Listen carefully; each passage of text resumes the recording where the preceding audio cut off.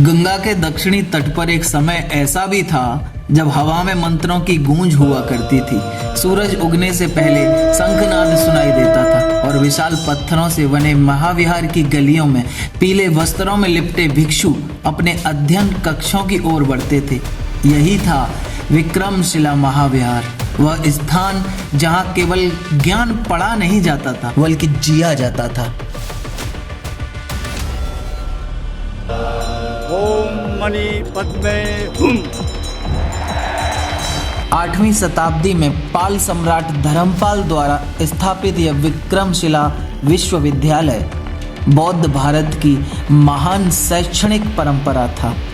नालंदा यहाँ दर्शन का महासागर था, वहीं विक्रमशिला तंत्र, तर्क और साधना की गहराई का केंद्र था। यहाँ वज्रयान बौद्ध परंपरा अपने चरम पर थी।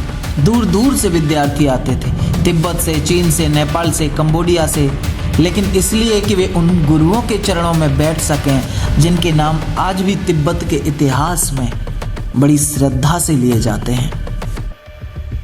इस महाविहार की दीवारों के भीतर हजारों ग्रंथ सुरक्षित थे। ताड़पत्रों पर लिखे वे ग्रंथ केवल शब्द नहीं थे, वे ध्यान की विधियां थी, शून्य की व्याख्याएं थी, करुणा के सूत्र थे। अनेक ग्रंथ ऐसे थे जिनकी एक एक प्रति तैयार करने में वर्षों लग जाते थे। भिक्षु उन्हें पढ़ते नहीं थे, वे उन्हें साधते थे, दीपक की लौ में झुककर रात रात भर मौन के बीच। लेकिन उत्तर भारत की उसी भूमि पर एक और इतिहास लिखा जा रहा था, तलवारों से लिखा गया इतिहास। बख्तियार खिलजी नाम का एक सेनापति जो बंगाल और बिहार की ओर बढ़ रहा था, उसके लिए ये महाविहार ज्ञान के केंद्र नहीं थे, वे ऐसे दुर्ग थे जिन्हें मिटा देना वो अपना धार्मिक कर्तव्य समझता था। उसके सैनिकों ने पहले ही कई नगर उजाड़ दिए थे और अब घोड़ों की टापें विक्रमशिला की ओर बढ़ रही थीं। महाविहार के भीतर इसकी भनक लगी। कुछ युवा भिक्षु घबराए, लेकिन वरिष्ठ आचार्य शांत रहे। उन्होंने कहा, यह स्थान शास्त्रों से नहीं बल्कि सत्य से खड़ा है, जो होगा देखा जाएगा। किसी ने प्रतिरोध की बात नहीं की, यहाँ किसी ने युद्ध का अभ्यास नहीं किया था, यहाँ केवल तर्क और ध्यान सीखे जाते थे। फिर आई वह रात, अंधकार गहरा था, जंगल की ओर से घोड़ों की आवाजें आईं, पहले धीमी फिर भयावह। मशालों की रोशनी में तलवारें चमकने लगी। इससे पहले कि कोई समझ पाता, सैनिक महाविहार की दीवारों के भीतर घुस चुके थे। चीखें गूंजी और शांति का वह स्थान अचानक नरक बन गया था।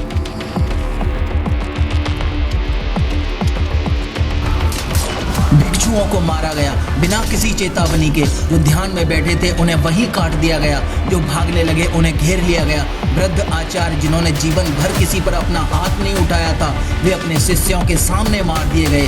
खून उन आंगनों में बहा जहाँ कभी वाद विवाद हुआ करता था। और फिर आई बारी ग्रंथों की।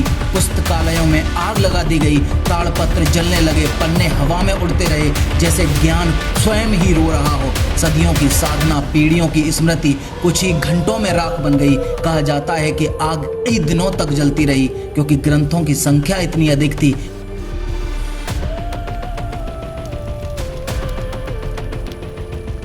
कुछ भिक्षु जो पहले ही खतरा समझ चुके थे, अंधेरे में भाग निकले। वे अपने साथ कुछ ग्रंथ ले गए, जितना उठा सकते थे उतना। वही ग्रंथ आगे चलकर तिब्बत में सुरक्षित रहे।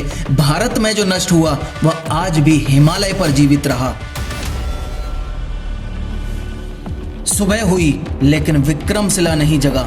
जहाँ घंटियां बजती थीं वहाँ अब सन्नाटा था। जहाँ छात्र प्रश्न करते थे वहाँ अब केवल जली हुई दीवारें थीं। विक्रमशिला का विध्वंस केवल एक विश्वविद्यालय का अंत नहीं था, यह भारत की ज्ञान की परंपरा की रीढ़ तोड़ने जैसा था।